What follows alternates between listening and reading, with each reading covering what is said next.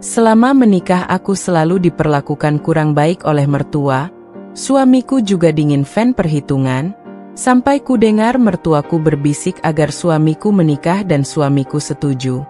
Rumah tangga semakin runyam saat hadirnya maduku, aku selalu tersisih dan dibandingkan dengan madu sombong licik itu. Terpaksa aku bangun usaha sendiri sampai aku suka es jadi wanita tajir. Saatnya ku bungkam mereka, ku tampar maduku, lalu ku lembar uang hasil kerjaku di wajah mertua dan ku kembalikan nafkah suamiku. Ku buat keluarga mereka hancur setelah aku minta cerai. Pagi itu, sinar mentari menyelinap lembut melalui sela-sela tirai tipis jendela kamar kecil di sudut rumah kontrakan yang baru ditempati Yuni dan suaminya. Bau cat tembok masih samar terasa, bercampur wangi kayu dari lemari yang baru dipasang. Yuni duduk di tepi ranjang, mengenakan daster bunga-bunga sederhana kesukaannya, sambil menatap jemarinya yang saling menggenggam erat di pangkuan. Usianya baru 25 tahun, namun wajahnya memancarkan ketenangan yang melebihi umurnya. Ia bukan tipe perempuan yang suka bicara banyak, tapi pikirannya sibuk, selalu memikirkan hal-hal kecil yang sering diabaikan orang. Yuni adalah anak pertama dari 3 bersaudara. Sejak kecil, ia terbiasa memikul tanggung jawab, membantu ibunya menjahit, menyiapkan sarapan untuk adik-adiknya, bahkan sering ikut bekerja sambilan selepas sekolah hanya untuk menambah uang belanja. Di lingkungan tempat tinggalnya dulu, Yuni dikenal sebagai gadis yang tangguh meski bersuara pelan. Kebaikan hatinya tak pernah dipamerkan, namun selalu dirasakan. Ia tak pernah membantah, tak suka mengeluh, dan lebih memilih menahan luka dalam diam. Ketika Taufik datang melamarnya, Yuni tak langsung percaya. Ia sempat ragu, takut itu hanya permainan. Tapi Taufik bersikap serius, penuh perhatian, dan terlihat tulus. Ia datang bersama orang tuanya, menyampaikan niat baik, dan berjanji akan menjadikan Yuni sebagai pendamping seumur hidup, bukan hanya sebagai istri di atas kertas. Taufik saat itu bekerja di perusahaan logistik, punya penghasilan tetap, dan dikenal sebagai pria tenang, sopan, dan bertanggung jawab. Ia tak banyak bicara, tapi sikapnya jelas. Yuni merasa diterima, dimuliakan, bahkan disayang. Semua janji itu membuat Yuni akhirnya luluh. Ia meninggalkan pekerjaannya sebagai guru honorer, memilih menjadi istri sepenuh waktu karena percaya bahwa rumah tangga adalah ladang pengabdian yang tak kalah mulia. Hari-hari pertama pernikahan berjalan manis, walau sederhana. Yuni merasa cukup, bahkan bersyukur, karena akhirnya bisa berbagi tempat tidur dan sarapan dengan seseorang yang dulu ia doakan dalam tiap tahajud. Namun, kebahagiaan itu tak bertahan lama. Taufik perlahan berubah. Ia mulai pulang lebih malam, bicara seadanya, bahkan sering tampak tak tertarik jika Yuni bercerita tentang hari-harinya di rumah. Yuni mencoba mengerti.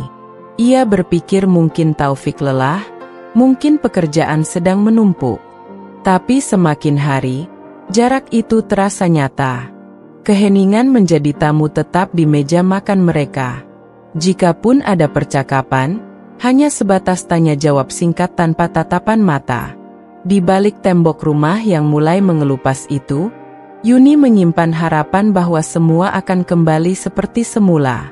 Ia yakin cinta bisa diperjuangkan. Tapi semua itu semakin sulit sejak mertua mulai terlibat. Keluarga Taufik bukan keluarga biasa.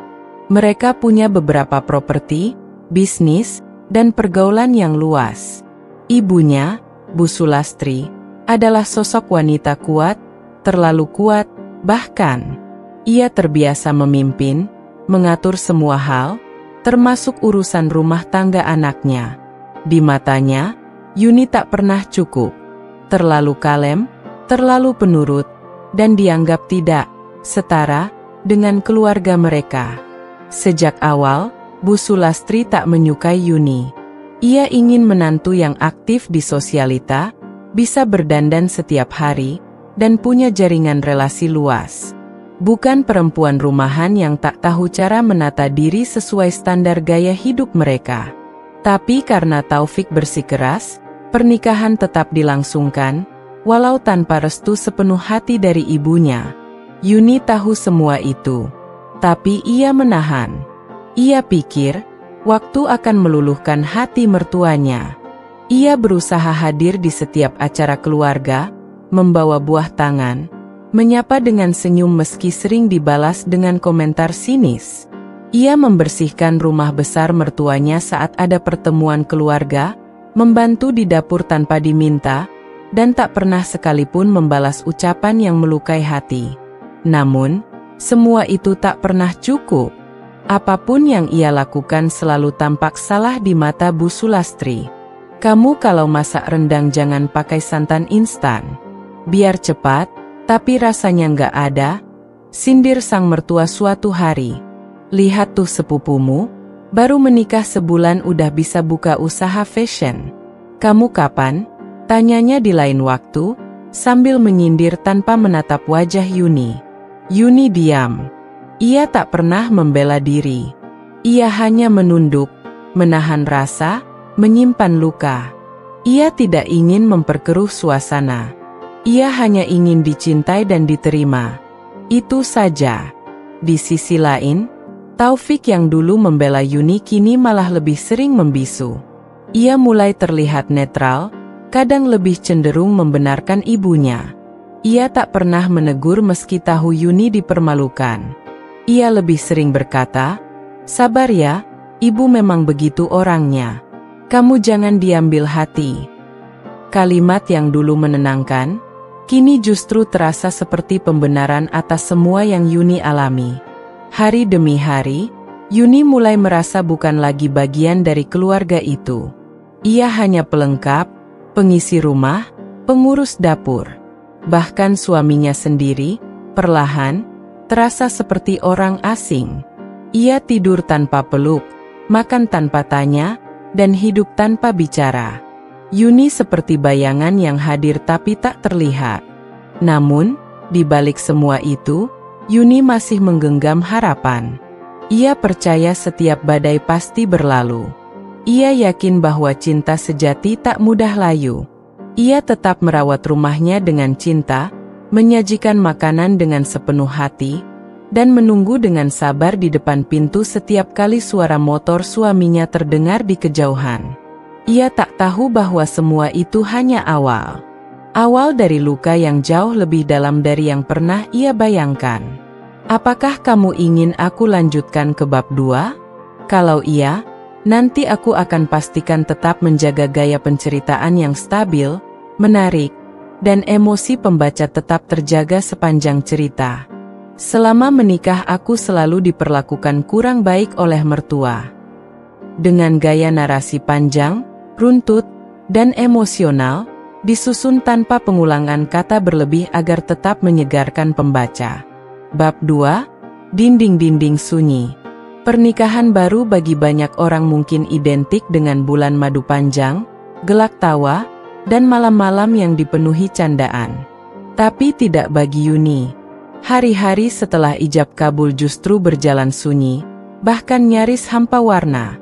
Taufik, yang dulu begitu penuh perhatian saat masa pendekatan, perlahan menjelma menjadi sosok yang asing. Ia tak lagi pulang membawa senyum. Tak ada cerita seputar pekerjaannya, tak pula ada pertanyaan sederhana seperti, "Sudah makan?" atau "Kamu capek nggak hari ini?" Kehangatan yang dulu jadi alasan Yuni menerima lamarannya, kini tinggal kenangan samar yang tak tahu kemana perginya. Setiap pagi, Taufik berangkat tanpa sarapan bersama. Ia hanya mengambil roti, menyeduh kopi instan, lalu berlalu tanpa menatap istrinya. Pulangnya pun larut, kadang lewat pukul 9 malam. Yuni selalu menunggu. Duduk di ruang makan sambil menyiapkan hidangan favorit yang ia pelajari dari resep ibunya. Namun, lebih sering makanan itu hanya disentuh sedikit lalu ditinggalkan. "Aku udah makan di kantor," begitu jawab Taufik suatu malam, tanpa melihat wajah Yuni. Yuni menelan kecewa yang tak bersuara. Ia tahu, rasa lelah bukan alasan untuk mengabaikan kehadiran pasangan. Tapi ia memilih diam. Ia tak ingin memperkeruh suasana dengan pertanyaan yang akan dianggap menyalahkan. Di tengah kebekuan itu, hadir pula campur tangan mertua yang membuat hidup Yuni semakin tak tenang. Bu Sulastri, yang rumahnya hanya berjarak 2 blok, sering datang tanpa memberi kabar. Ia masuk begitu saja, memeriksa dapur, membuka lemari, bahkan mengatur ulang posisi meja makan seolah rumah itu masih bagian dari kekuasaannya. Gelasnya jangan ditaruh di rak atas, nanti kalau ada tamu, repot nyarinya, katanya sambil memindahkan satu persatu perabot. Yuni hanya mengangguk. Ia paham benar bahwa membantah hanya akan memperpanjang masalah. Belum cukup sampai di situ, Bu Sulastri mulai mengatur pola belanja bulanan mereka. Ia menyerahkan daftar belanja sendiri, lengkap dengan merek sabun, merek beras, bahkan jenis sayur yang pantas dikonsumsi. Yuni merasa seperti penghuni kontrakan di rumah sendiri. Bahkan keputusan sekecil mengganti gorden saja harus mendapat persetujuan mertuanya. Kalau kamu beli yang motifnya rame gitu, kesannya norak. Rumah kita kan harus kelihatan elegan, katanya suatu kali, setelah melihat gorden baru pilihan Yuni yang bernuansa etnik. Yuni kembali mengalah. Ia membuka aplikasi belanja online, mencari model lain yang lebih elegan, menurut ukuran mertuanya. Setiap kali Taufik pulang, Yuni mencoba menyambut dengan senyum, menyodorkan teh hangat, atau mengajaknya duduk di teras. Tapi Taufik seolah membawa dinding kemanapun ia melangkah. Ia bicara seperlunya, tak pernah menanyakan apapun tentang hari-hari Yuni. Bahkan saat Yuni sakit, ia hanya menitipkan obat lalu berlalu tanpa cium kening atau pelukan yang biasa mereka lakukan dulu. Yuni mulai merasa sendirian. Ia pernah mencoba membuka percakapan, berharap bisa mengurai simpul beku di antara mereka. "Mas, besok kita bisa jalan ke taman? Udah lama nggak pergi berdua," ucapnya pelan, penuh harap. Taufik menoleh sebentar, lalu menggeleng. "Aku ada rapat. Minggu juga, kayaknya bakal sibuk." Tak ada nada marah dalam suaranya, tapi ketidaktertarikan itu cukup menusuk. Hari demi hari, Yuni mulai kehilangan ruang untuk dirinya sendiri. Bahkan dapur yang dulu jadi tempat pelariannya kini terasa seperti medan perang. Setiap masakan harus mengikuti selera mertua. Setiap sajian harus seimbang antara nilai gizi dan kelas sosial. Jika tidak, akan ada komentar sinis yang menyusul di kemudian hari. "Astaga, kamu tumis sayur pakai bawang merah semua? Pantas rasanya kayak rumah makan pinggir jalan," ujar Bu Sulastri, yang datang tanpa diundang pada suatu sore. Yuni tersenyum, meski hatinya mengerut. Ia memungut serpihan harga dirinya diam-diam, lalu kembali memasak dengan cara yang diinginkan ibu mertuanya. Dalam kesunyian yang makin dalam, Yuni tetap mencoba bertahan. Ia menata rumah setiap hari, merapikan tempat tidur, menyapu halaman, bahkan menyiapkan makanan favorit Taufik meski tahu hanya akan disentuh sedikit. Ia percaya bahwa cinta membutuhkan waktu, bahwa pernikahan bukan cerita instan. Tapi sekuat apapun ia berusaha, tetap saja seperti berjalan di atas es tipis, selalu dingin, rapuh, dan sewaktu-waktu bisa pecah. Ia tak pernah bercerita pada ibunya, takut dianggap gagal menjaga rumah tangga. Ia juga tak curhat ke sahabat lamanya, karena malu harus mengakui bahwa pernikahannya yang dulu tampak ideal, ternyata menyimpan retakan. Namun, di balik semua itu, ada satu hal yang masih membuatnya bertahan. Harapan. Harapan bahwa suatu hari Taufik akan berubah, bahwa Bu Sulastri akan luluh, bahwa cintanya akan cukup untuk menyatukan keluarga. Harapan itu sederhana, namun selalu Yuni peluk setiap malam sebelum tidur. Dan di sanalah ia, dalam keheningan rumah yang tak lagi hangat, mencoba memahami arti rumah tangga yang sebenarnya. Bukan hanya tentang bersama, tapi tentang dihargai. Bukan sekadar tinggal di bawah satu atap, tapi merasa memiliki ruang untuk tumbuh. Tanpa disadari, Yuni sedang belajar bahwa cinta saja tidak selalu cukup. Jika kamu setuju, aku akan lanjut ke bab 3 dengan konflik yang mulai lebih dalam. Mertua yang mulai menyusun intrik, dan perubahan sikap Taufik yang semakin nyata. Apakah boleh kulanjutkan? Dari novel, Selama Menikah Aku Selalu Diperlakukan Kurang Baik Oleh Mertua, dengan narasi emosional, panjang, dan runtut, tetap menjaga variasi kosakata agar cerita segar dan tidak membosankan. Bab 3, Mertua dan Bayangan Kecilku. Hari itu hujan turun sejak subuh, membasahi jalan-jalan kecil di kompleks perumahan.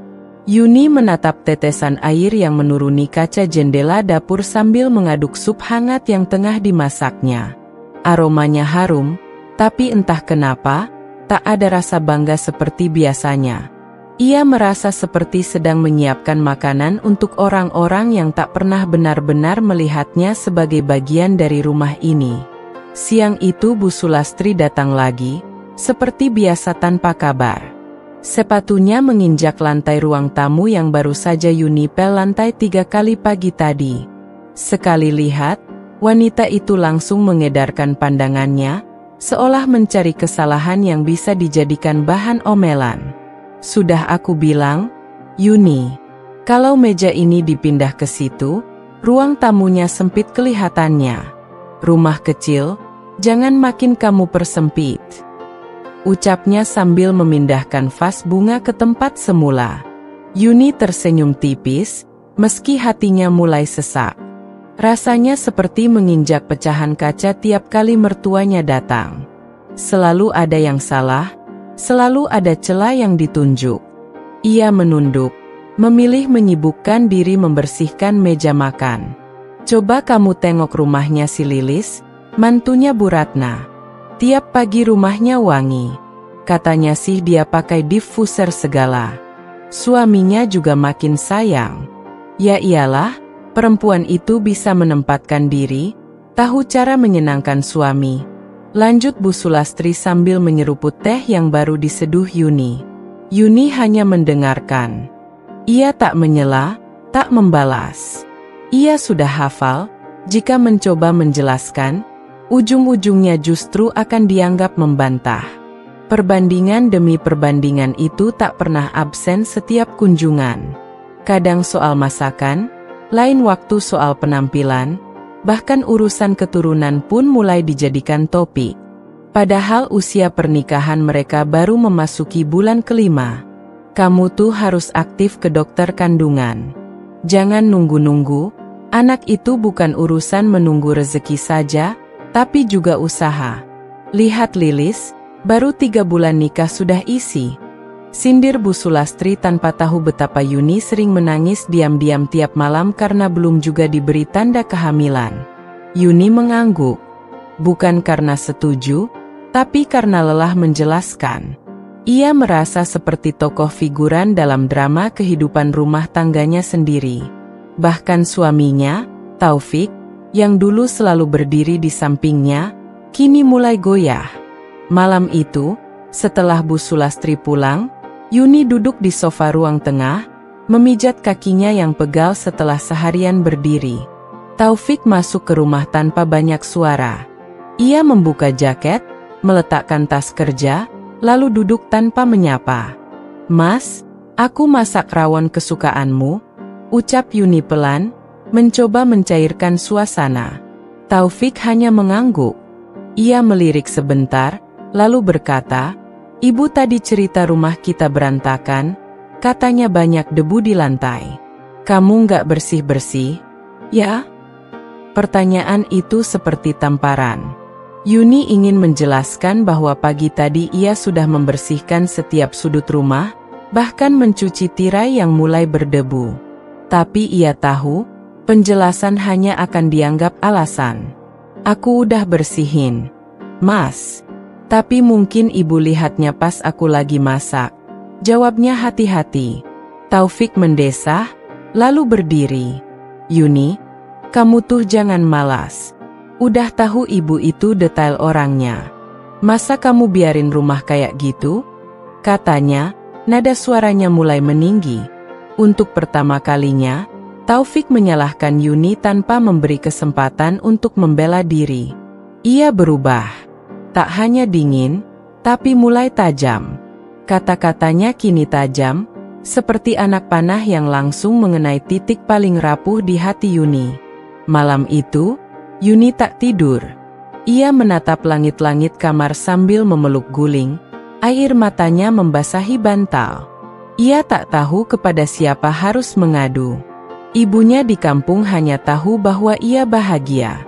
Sahabat-sahabatnya sudah sibuk dengan hidup masing-masing. Dan Taufik, lelaki yang dulu bersumpah akan melindunginya, kini menjadi orang yang mengamini semua fitnah dari ibunya sendiri. Fitnah yang lebih menyakitkan datang tak lama setelah itu. Suatu hari, saat sedang menjemur pakaian di halaman belakang, Yuni mendengar suara dua tetangga yang sedang berbincang. Mereka tidak sadar bahwa Yuni berada di balik dinding pagar yang hanya setinggi dada. Kata Bu Sulastri, menantunya nggak bisa ngurus rumah. Katanya rumah selalu kotor, nggak cocok sama keluarganya yang terhormat. Aku heran juga, kok bisa ya Taufik milih dia? Yuni menahan napas. Jantungnya berdetak kencang. Rasanya seperti terjun bebas dari tempat tinggi. Ia menggenggam erat baju yang belum sempat dijemur, tubuhnya gemetar. Ternyata cerita Bu Sulastri menyebar kemana-mana. Ia bukan hanya direndahkan di dalam rumah, tapi juga dicoreng di luar sana. Tapi seperti biasa, Yuni menelan semuanya sendiri. Ia menulis di jurnal kecilnya sebelum tidur. Bukan untuk menyebar keluh, tapi agar ada ruang baginya untuk bernapas. Ia menulis tentang sakit yang tak bisa diobati dengan obat warung, tentang sepi yang bahkan tak bisa dipecahkan oleh lagu-lagu sedih. Ia menulis tentang rasa rindu akan perlakuan lembut Taufik, yang kini seperti orang asing. Hari-hari terus berjalan, namun tak ada yang membaik. Perlakuan Bu Sulastri makin buruk. Ia mulai menyuruh Taufik untuk lebih tegas pada Yuni, menyindir bahwa perempuan yang tak bisa mengurus rumah tak pantas dipertahankan. Dan Taufik, ia mendengarkan. Ia menyerap semua yang dikatakan ibunya. Ia tak lagi membela. Ia tak lagi berdiri di sisi Yuni. Ia hanya ikut arus. Arus yang lambat laun menyeret Yuni ke dasar yang gelap.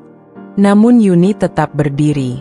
Meski lututnya gemetar, meski hatinya remuk, ia tetap menyambut pagi, tetap memasak, tetap menyapu. Ia masih percaya bahwa suatu hari, mungkin semua ini akan berubah. Tanpa ia sadari, kesabaran itu perlahan berubah bentuk. Dari kepasrahan menjadi bara kecil. Bara yang belum menyala, tapi siap menjelma api jika dipantik oleh luka yang lebih dalam lagi. Dan luka itu sudah mulai menampakkan wujudnya. Jika kamu berkenan, aku bisa lanjutkan ke bab 4, di mana Yuni mulai mendengar sendiri rencana pernikahan kedua Taufik, dan luka yang selama ini ia tahan perlahan membuka jalan bagi kebangkitan. Mau aku lanjutkan? Selama menikah aku selalu diperlakukan kurang baik oleh mertua. Narasi ini dikembangkan secara emosional, panjang, dan tetap logis dengan alur stabil, agar pembaca betah dan cerita terasa nyata tanpa pengulangan kata yang membosankan. Pukul 9 malam, rumah dalam keadaan senyap. Hanya suara detik jam dinding yang terdengar konstan, seolah menghitung waktu dengan dingin. Di dapur, Yuni tengah menutup wadah berisi lauk makan malam yang tak disentuh Taufik. Seperti biasa, suaminya memilih masuk ke kamar lebih awal, hanya berkata singkat, "Capek." Langkah Yuni pelan, menghindari suara yang bisa memancing komentar. Ia membawa sisa makanan ke kulkas, mencuci piring, lalu menyeka meja makan yang sudah bersih sejak sore tadi. Semua dikerjakan dengan hening, seolah rumah itu bukan tempat tinggal, melainkan panggung sunyi tempatnya bermain peran. Saat hendak naik ke kamar, langkahnya tertahan. Dari balik tangga, samar-samar terdengar suara. Bukan suara televisi, tapi percakapan pelan yang berasal dari kamar depan, kamar tamu yang kini digunakan ibunya Taufik setiap kali datang menginap. Yuni tak berniat menguping. Namun, kata-kata yang terdengar berikutnya menghentikan napasnya. "Taufik, kamu pikir sampai kapan kamu mau bertahan sama Yuni? Dia itu bukan tipe perempuan yang bisa bikin kamu maju." Sunyi. Lalu suara Bu Sulastri kembali, lebih tenang tapi penuh tekanan. "Kamu masih muda. Kamu punya masa depan. Jangan buang waktu. Mama sudah kenal satu orang, anak teman arisan Mama. Cantik, pintar, lincah, dan yang pasti selevel." Yuni mematung. Tangannya gemetar saat memegang pagar tangga. Jantungnya berdegup tak karuan, telinganya berdenyut. Ia tak tahu harus melangkah atau mundur. Suara Taufik terdengar setelah jeda panjang. "Aku nggak tahu, Ma. Tapi Mama tahu aku juga udah capek." Tak ada penolakan. Tak ada bantahan. Hanya kalimat yang menggantung. Cukup untuk menghancurkan seluruh pertahanan batin Yuni yang selama ini dibangun dari serpihan sabar. Ia mundur pelan. Menapaki tangga seolah menginjak bara. Di kamarnya, ia mengunci pintu tanpa suara. Menyandarkan diri di balik kayu dingin itu, lalu perlahan-lahan terisak. Tangisnya bukan ledakan. Hanya aliran pelan yang mengalir dari sudut mata, menetes ke pipi, dan jatuh ke baju tidur yang basah oleh peluh dan lara. Malam itu, Yuni tidak tidur. Ia duduk di pojok tempat tidur, memeluk lutut, membiarkan air mata membasahi wajah tanpa suara. Ia merasa seperti ditikam tanpa peringatan, ditinggalkan tanpa alasan, dan dihancurkan oleh orang yang ia cintai sepenuh hati. Selama ini, ia berpikir bahwa cukup menjadi istri yang baik, cukup menjadi menantu yang sopan, cukup menjadi perempuan yang sabar, maka ia akan dihargai. Tapi malam ini membuktikan bahwa nilai dirinya ditentukan oleh penilaian orang lain, bukan oleh perjuangannya. Ia ingin marah, tapi kepada siapa? Kepada suaminya yang diam-diam membuka ruang bagi orang ketiga? Atau kepada mertua yang sejak awal tak pernah benar-benar menerimanya sebagai bagian dari keluarga? Atau kepada dirinya sendiri, karena terlalu percaya bahwa cinta bisa mengubah segalanya? Pagi datang tanpa menyapa. Wajah Yuni pucat, matanya bengkak, tapi ia tetap menyiapkan sarapan. Telur dadar, roti panggang, dan kopi panas. Ia menata semuanya di meja seperti biasa, seolah malam tadi tak terjadi apa-apa. Saat Taufik keluar dari kamar, ia terkejut melihat istrinya yang tampak biasa saja. Tidak ada amarah, tidak ada pertanyaan. Tapi justru itulah yang membuat Taufik tak nyaman. Ia tahu istrinya tahu, tapi Yuni memilih diam. "Pagi," ucap Taufik pelan. "Pagi," jawab Yuni, masih dengan senyum yang dipaksakan. "Sarapan, Mas? Aku mau ke pasar sebentar, kulkas kosong." Taufik mengangguk. Tidak ada percakapan lanjut. Mereka duduk berhadapan di meja makan, namun seperti dua orang asing yang saling menjaga jarak. Tidak ada mata yang saling menatap, hanya bunyi sendok yang menyentuh piring dan detak jantung yang tak bisa dikendalikan. Setelah sarapan, Yuni keluar rumah membawa tas belanja. Tapi ia tidak ke pasar. Ia berjalan ke taman kecil dekat perempatan, duduk di bangku panjang di bawah pohon flamboyan. Angin pagi meniup lembut rambutnya, tapi dadanya tetap sesak. Ia menatap langit yang cerah, kontras dengan hatinya yang mendung. Dalam benaknya, berbagai pertanyaan bermunculan. Haruskah aku bertanya langsung? Haruskah aku pergi? Haruskah aku bertahan? Namun tak satu pun jawaban yang datang. Yang ada hanya rasa kosong. Yuni menyadari satu hal. Mungkin selama ini ia terlalu sibuk menyelamatkan rumah tangga yang perlahan-lahan ditinggalkan oleh orang yang seharusnya menjadi nahkoda. Ia berjuang sendiri, mengayuh perahu dalam badai, sementara pasangannya bahkan tidak lagi memegang kemudi. Hari itu, ia pulang ke rumah dengan langkah berat. Ia mulai merasa bahwa rumah itu bukan lagi tempat berpulang. Tapi ia belum siap pergi. Belum saatnya. Masih ada yang ingin ia buktikan, bukan untuk suaminya, bukan pula untuk mertuanya, tapi untuk dirinya sendiri. Bila kamu ingin aku lanjutkan ke bab 5, bagian di mana sosok istri kedua mulai hadir dan kehidupan Yuni makin tersingkir, aku siap menuliskannya. Mau dilanjutkan? Selama menikah aku selalu diperlakukan kurang baik oleh mertua, dikembangkan dengan alur stabil dan emosional, menghindari pengulangan agar cerita tetap segar dan mendalam. Hari itu rumah lebih ramai dari biasanya. Mobil hitam berkilau terparkir di depan halaman, dan suara Bu Sulastri terdengar riang dari ruang tamu. Yuni yang baru saja menjemur pakaian di belakang rumah mendengar tawa yang tak pernah ia dengar selama berminggu-minggu terakhir. Ada nada bahagia di dalamnya, bahagia yang tidak datang dari dirinya. Yuni masuk perlahan, melangkah dengan ragu ke arah sumber suara. Dan di sanalah dia, perempuan muda dengan gaun pastel, rambut disanggul rapi, dan kulit seputih porselen. Matanya bersinar penuh percaya diri, bibirnya tersenyum manis seolah rumah itu miliknya. Di sebelahnya, Taufik duduk dengan wajah lebih cerah dari biasanya. Senyum yang sudah lama tidak Yuni lihat kini hadir, tapi bukan untuknya. "Yuni, kenalin. Ini Intan," kata Bu Sulastri dengan nada ceria yang mengandung kebanggaan. "Anak angkat sahabat Mama. Sekarang jadi bagian dari keluarga kita juga." Yuni terdiam. Ucapan itu tak perlu dijelaskan lebih lanjut. Semuanya sudah jelas. Tanpa pemberitahuan, tanpa peringatan, wanita itu kini tinggal di rumah yang selama ini Yuni rawat dengan seluruh cinta dan sabarnya. Intan bangkit, menjulurkan tangan dengan sopan. "Halo, Mbak Yuni. Saya harap kita bisa akur. Kita kan sekarang satu keluarga," ucapnya sambil tersenyum simpul.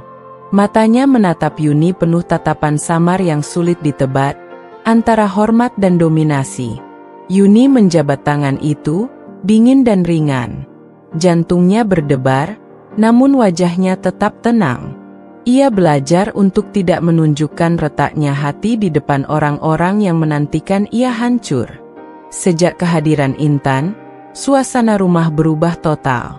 Taufik lebih sering pulang tepat waktu, bahkan kadang membawa buah tangan. Ia bercanda, berbicara panjang lebar, dan sesekali tertawa. Semua hal yang dulu hanya Yuni yang tahu. Namun kini, semuanya bukan lagi untuknya.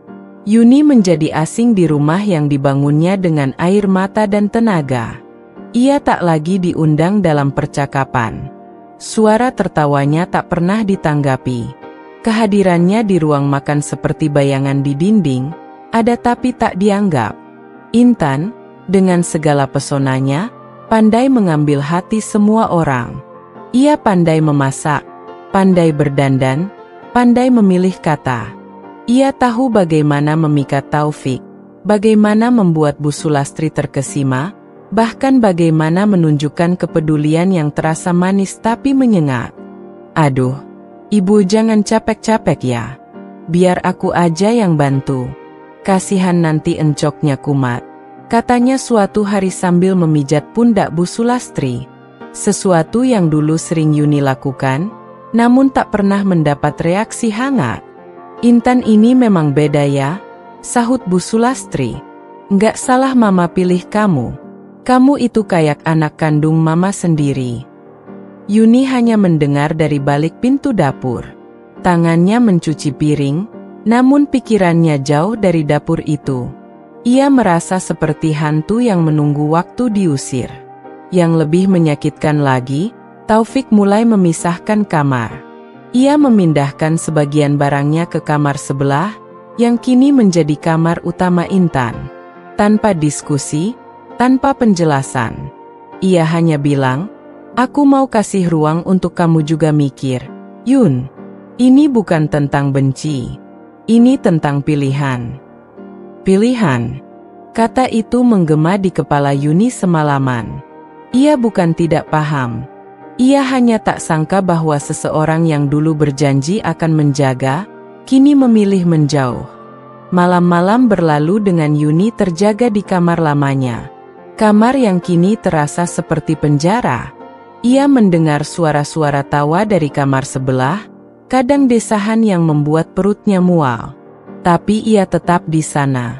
Duduk di sudut ranjang, memeluk diri sendiri, bertanya, "Apakah aku benar-benar tidak berharga?" Intan tak pernah menyindir terang-terangan, tapi sikapnya berbicara banyak. Ia mengatur jadwal belanja rumah tangga, mengambil alih tugas-tugas kecil yang dulu dipegang Yuni, dan membuat keputusan seolah ia istri satu-satunya. "Yuni, bisa tolong bersihin kamar tamu? Ada temenku mau nginap," ucapnya santai suatu pagi. Yuni menatap wajah perempuan itu, cantik, rapi, dan percaya diri. Ia ingin menolak, ingin berkata, "Ini rumahku." Tapi yang keluar dari mulutnya hanya satu kata, "Iya." Karena ia tahu, perlawanan tanpa kekuatan hanya akan memperpanjang luka. Tapi di balik semua itu, Yuni mulai merasakan sesuatu yang baru. Ia tidak lagi menangis setiap malam. Tangisnya berubah menjadi keheningan yang padat. Ia mulai membaca buku-buku yang pernah ia tinggalkan, menulis lebih banyak di jurnalnya, bahkan mulai belajar hal-hal yang dulu tak sempat ia sentuh karena terlalu sibuk menyenangkan orang lain. Ia tidak membalas. Ia tidak melawan. Tapi di dalam dirinya, sesuatu sedang tumbuh. Perlahan, pasti.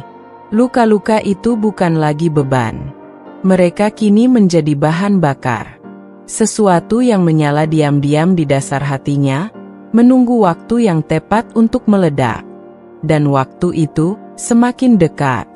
Jika kamu mengizinkan, aku akan lanjutkan ke bab 6, di mana perlakuan Yuni semakin buruk, tapi ia mulai menemukan kekuatan dalam dirinya sendiri untuk bangkit, dan menyusun strategi tanpa menyadarkan siapapun di rumah itu. Apakah boleh kulanjutkan? Selama menikah aku selalu diperlakukan kurang baik oleh mertua, dikembangkan secara emosional, panjang, dan runtut, tetap menjaga alur stabil dan menghindari pengulangan agar cerita tetap segar dan penuh konflik yang menggugah pembaca. Hari-hari Yuni kini tak lagi memiliki warna. Ia bangun dengan mata berat, menyambut pagi bukan dengan semangat, melainkan dengan napas panjang dan hati yang penuh beban. Di rumah itu, ia hanya menjadi pengisi ruang, bukan lagi bagian dari kehidupan yang berdenyut di dalamnya. Namun, di balik wajah yang tetap tenang, konflik dalam dirinya semakin menggunung. Yuni berada pada persimpangan yang menyakitkan, antara memilih bertahan demi harga diri yang tersisa, atau pergi dengan membawa luka yang menganga namun sekaligus membuka jalan menuju kebebasan. Kepergian tidak semudah membuka pintu dan melangkah keluar. Yuni dibesarkan dalam keluarga yang menjunjung tinggi kesetiaan. Ia pernah berjanji, di depan penghulu dan saksi, bahwa ia akan setia dalam suka dan duka. Tapi apakah janji itu masih berlaku jika hanya satu pihak yang berusaha? Ia bertanya pada dirinya sendiri setiap malam. Jika ia pergi, apakah ia pecundang? Tapi jika ia bertahan, apakah ia bukan hanya sedang menunda kehancuran diri? Sementara pertarungan batinnya terus berkecamuk, dunia di sekitarnya tak memberi ruang untuk berpikir jernih. Mertua yang dulu menyindir kini tak lagi memakai topeng. Bu Sulastri bicara langsung dengan nada meremehkan, seolah Yuni sudah bukan siapa-siapa. Yuni, kamu itu kebanyakan diam. Makanya hidupmu nggak maju. Lihat Intan, aktif, sigap, banyak inisiatif. Kamu harusnya belajar dari dia, bukan cuma mondar-mandir cuci piring. Katanya suatu pagi di ruang tamu, saat ada 2 tamu keluarga yang sedang berkunjung. Yuni hanya menunduk. Harga dirinya terluka, bukan karena kata-kata itu baru, melainkan karena kini diucapkan di hadapan orang lain. Ia dijadikan contoh buruk di hadapan dunia. Namun yang paling menusuk bukanlah sindiran Bu Sulastri, melainkan tingkah Intan yang makin licik. Wanita itu pandai memainkan peran. Di depan Taufik, ia tampak lembut dan perhatian. Namun di belakang suaminya, ia mulai menyusun strategi untuk menyingkirkan Yuni sepenuhnya. Ia menyebarkan cerita-cerita tidak benar, mempermainkan narasi, dan menggiring opini seolah Yuni adalah perempuan yang malas, tidak tahu cara membahagiakan suami, dan tidak becus mengurus rumah tangga.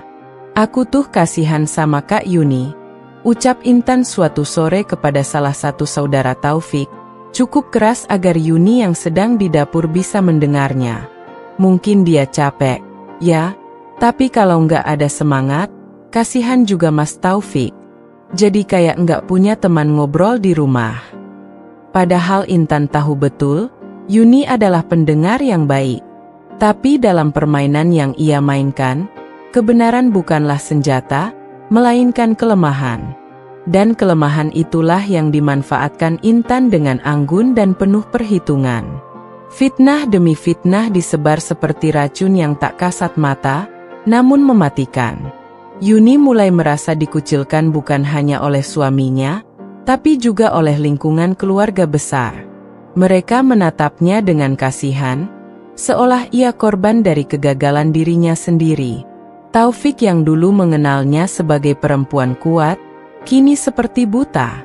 Ia lebih percaya pada cerita manis yang dibisikkan di telinganya tiap malam oleh Intan, dibanding kebenaran yang selama ini Yuni pertahankan dalam diam.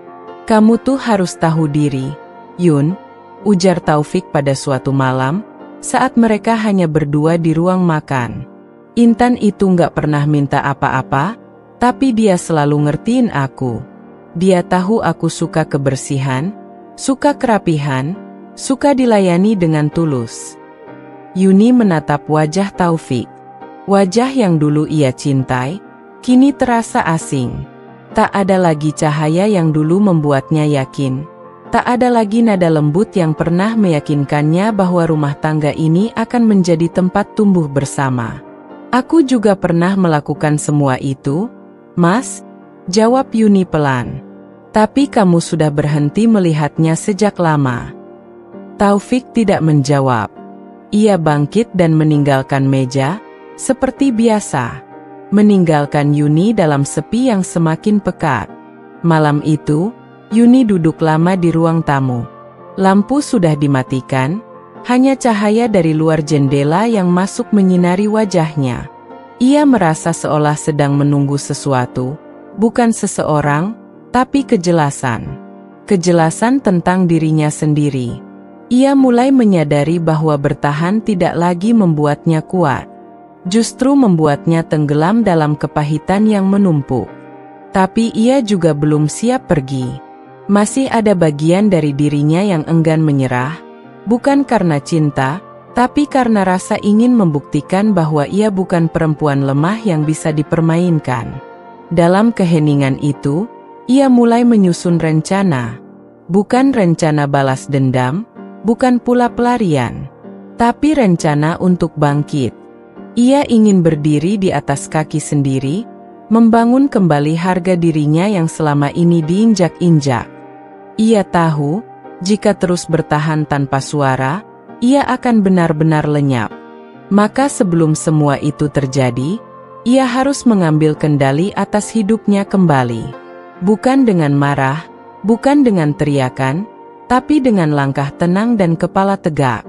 Langit malam menjadi saksi, bahwa dalam diamnya, Yuni mulai berubah. Ia bukan lagi perempuan yang hanya menunggu pengertian dari orang lain. Ia sedang menanam tekad, dan kelak, tekad itulah yang akan menjadi akar dari kebangkitannya. Bab ini menutup fase penting dari penderitaan batin Yuni, dan akan membuka babak baru dalam bab 7, di mana Yuni mulai membangun hidupnya kembali dari nol dengan membuka usaha, menguatkan jaringan, dan diam-diam menciptakan pijakan menuju kemerdekaan dirinya. Mau dilanjutkan? Selama menikah aku selalu diperlakukan kurang baik oleh mertua. Cerita disusun dengan alur runtut, konflik emosional yang hidup, dan perkembangan karakter kuat, memastikan pengalaman membaca tetap segar, menyentuh, dan membuat pembaca ingin terus mengikuti perjalanan Yuni. Fajar baru menyentuh kota kecil itu, mengukir bayang di dinding dapur tempat Yuni berdiri, memotong bawang dengan gerakan yang penuh ketenangan. Aroma bumbu yang digoreng menyebar ke seluruh penjuru rumah. Tak ada yang tahu, bahkan suaminya sekalipun, bahwa pagi itu bukan sekadar rutinitas memasak. Hari itu adalah hari pertama Yuni memulai hidup barunya. Bukan sebagai istri yang menunggu suami pulang, bukan sebagai menantu yang mengharap pengakuan, tetapi sebagai perempuan yang memutuskan untuk menciptakan jalannya sendiri. Keputusan itu datang setelah malam panjang penuh renungan. Ia mengingat hobinya, memasak. Dulu, sebelum semua ini, ia sering diminta tetangga membuat kue untuk arisan.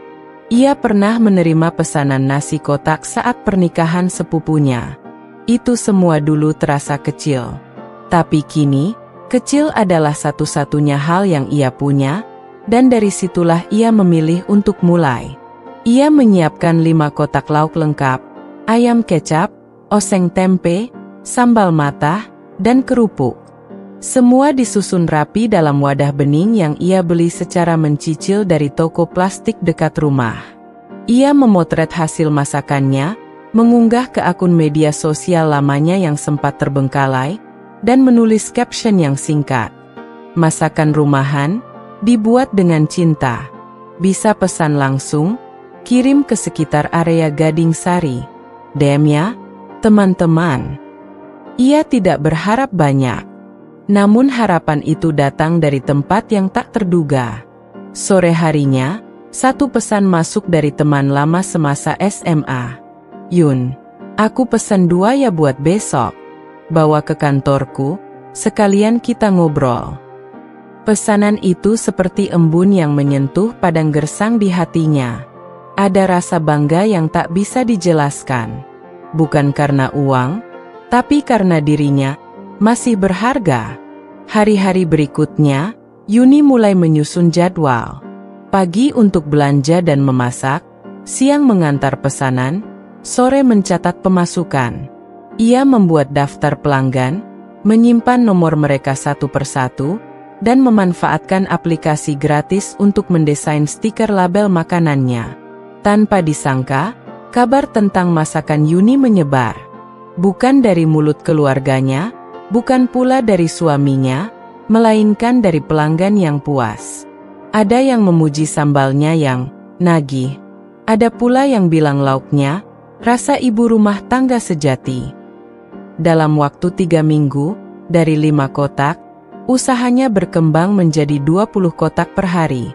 Ia mulai menerima catering mingguan, membuat menu variatif, bahkan membuka pre-order untuk snack box saat akhir pekan. Tetangga mulai memperhatikan. Ada yang datang menawarkan bantuan cuci piring, ada pula yang sekadar ingin tahu resepnya. Salah satu pelanggan bahkan mengenalkannya dengan komunitas kuliner rumahan di kota sebelah. Di komunitas itu, Yuni menemukan nafas baru. Para perempuan pejuang seperti dirinya berbagi cerita, tips, dan motivasi. Mereka tidak bertanya soal status pernikahan, tidak peduli bagaimana hubungan Yuni dan suaminya. Yang mereka lihat adalah rasa dan ketekunan. Salah satu dari mereka, seorang ibu muda bernama Mbak Ririn, mengajak Yuni ikut bazar akhir bulan di balai kelurahan.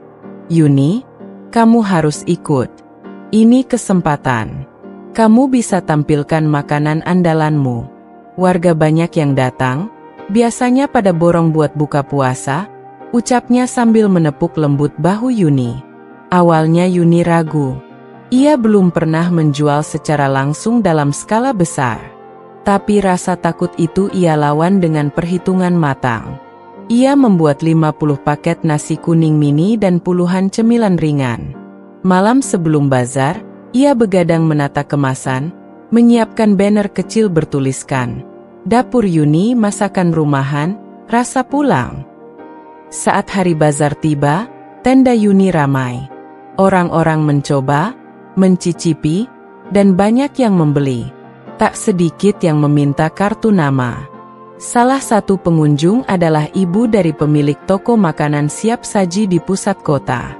"Kalau kamu bisa jaga kualitas dan pengemasan, aku bisa bantu titip jual di outlet anak saya," katanya sambil tersenyum. Yuni pulang hari itu dengan badan lelah tapi hati ringan. Ia membawa pulang lebih dari sekadar uang. Ia membawa keyakinan bahwa ia mampu, meski selama ini dianggap tak punya potensi. Namun, semua pencapaian itu tidak mendapat sambutan di rumah. Taufik tetap diam.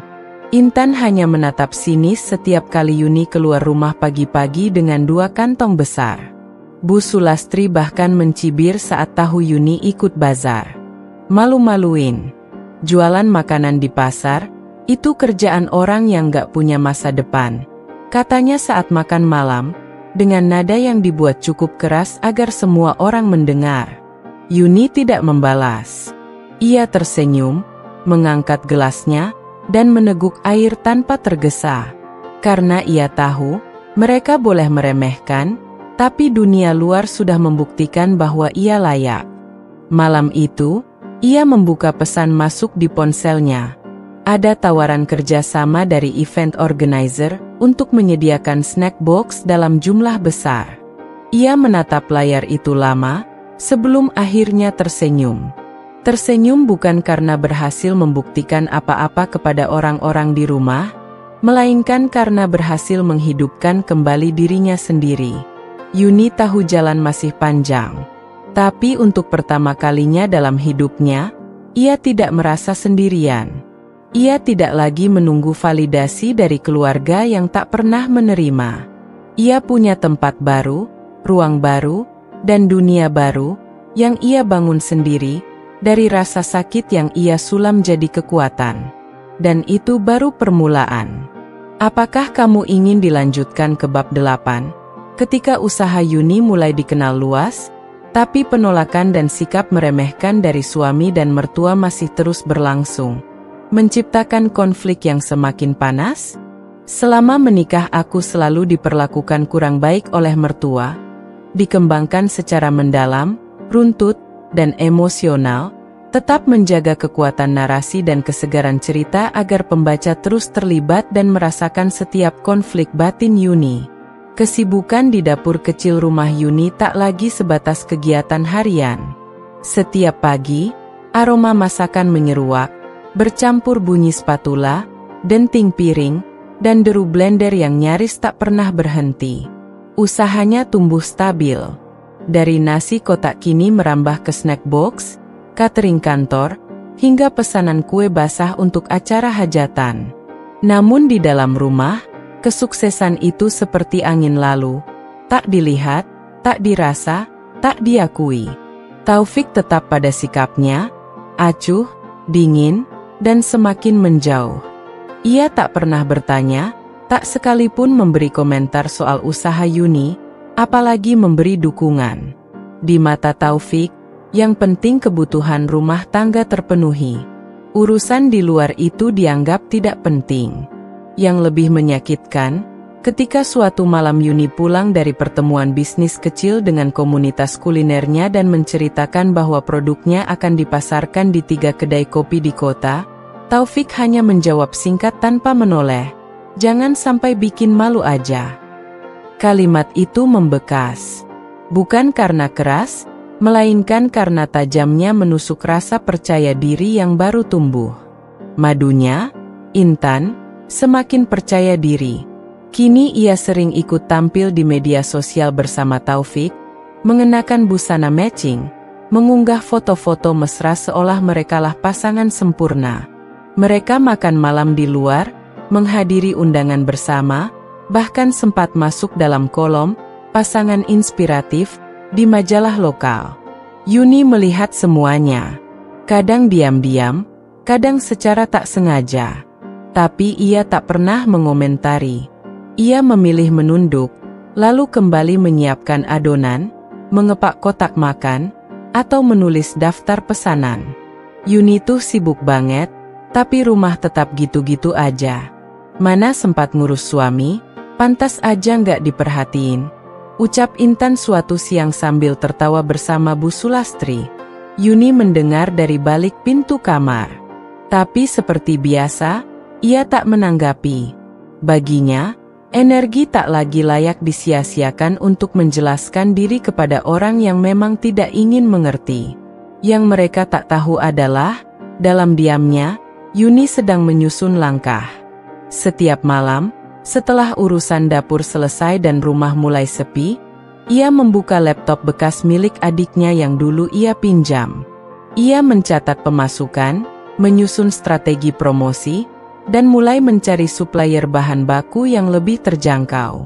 Ia belajar digital marketing dari video daring, mengikuti pelatihan gratis yang diadakan oleh Dinas UMKM, bahkan mulai menabung untuk membeli freezer baru. Ia tahu ia tak bisa terus bertahan di dapur rumah yang sempit. Ia mulai merancang rencana jangka panjang, membuka dapur produksi sendiri. Ia ingin punya tempat yang layak, bukan hanya untuk dirinya, tapi juga untuk tetangga-tetangga yang selama ini ikut membantunya secara sukarela. Pelan-pelan, ia mencicil etalase kecil, membeli kompor baru, dan menyewa garasi rumah tetangganya untuk dijadikan dapur cadangan. Ia mengurus izin usaha mikro, membuat logo, dan mencetak brosur.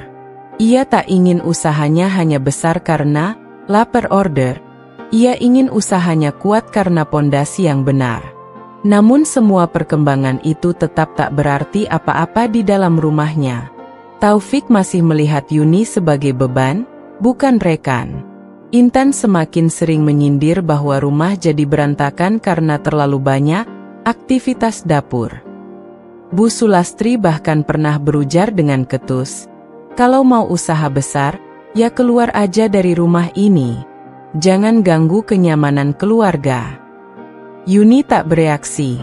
Ia hanya menatap mereka satu persatu, lalu melanjutkan pekerjaannya.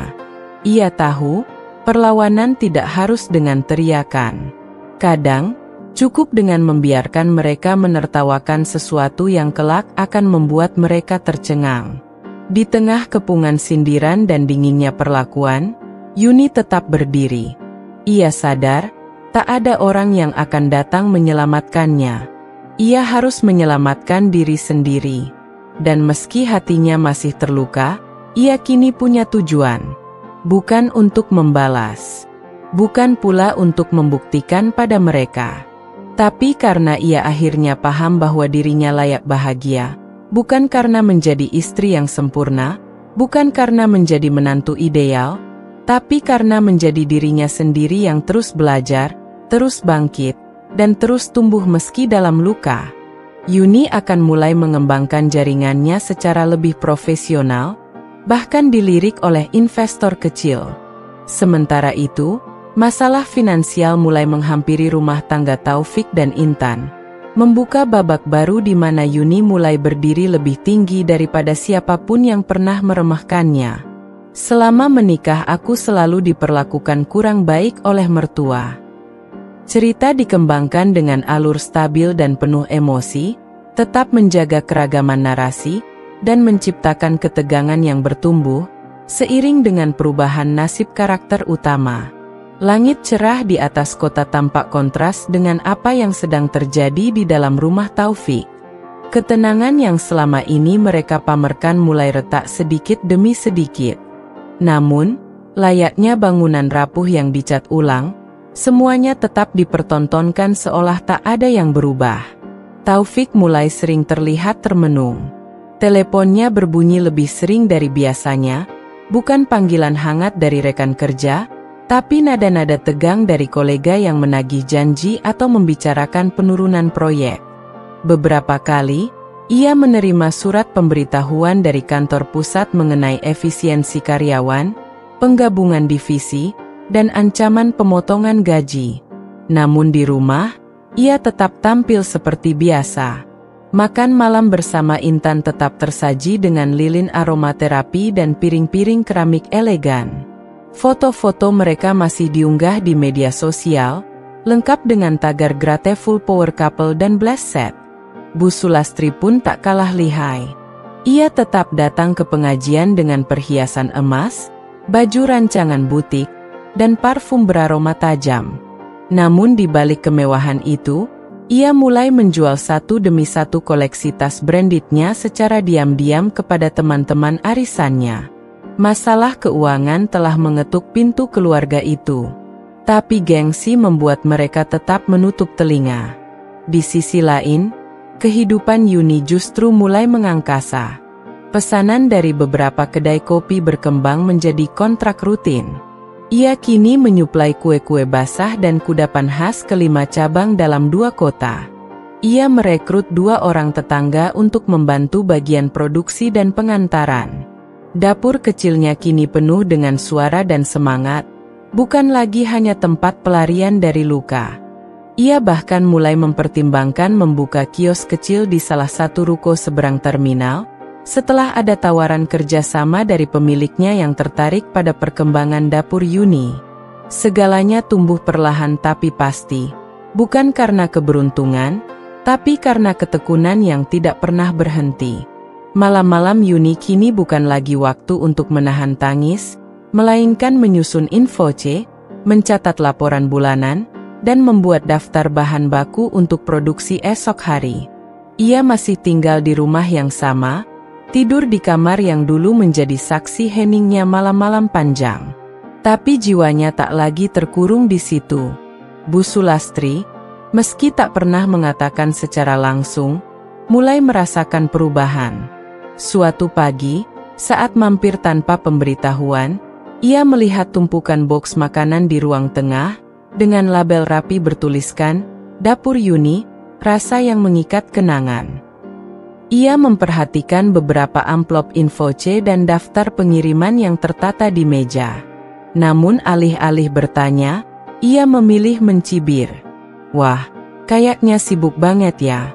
Tapi jangan sampai rumah jadi kayak gudang. Yuni, kamu tinggal di rumah keluarga, bukan di dapur umum, ucapnya sambil melipat lengan. Yuni hanya tersenyum tipis. Ia tak tergoda untuk menjawab. Ia tahu, di balik kalimat itu ada pengakuan yang tertahan. Dan ia tidak butuh validasi dari orang yang tak pernah benar-benar mendukungnya. Intan pun merasakan perubahan. Ia tahu, walau tak pernah diucapkan, bahwa dirinya mulai tergeser secara tidak kasat mata. Taufik menjadi lebih sensitif. Ia mulai menghindari pembicaraan tentang belanja barang mewah, mengurangi jatah jalan-jalan, bahkan meminta Intan untuk lebih hemat. Keuangan lagi dikaji ulang di kantor. Sayang, kita harus bijak, ujar Taufik suatu malam saat Intan meminta upgrade ponsel. Intan tersenyum manis, namun dalam hatinya mendidih. Ia tahu penyebab perubahan itu bukan semata soal kantor. Ia tahu, Yuni sedang naik, dan itu membuatnya tidak nyaman. Namun, tidak ada satupun dari mereka yang mampu menurunkan semangat Yuni.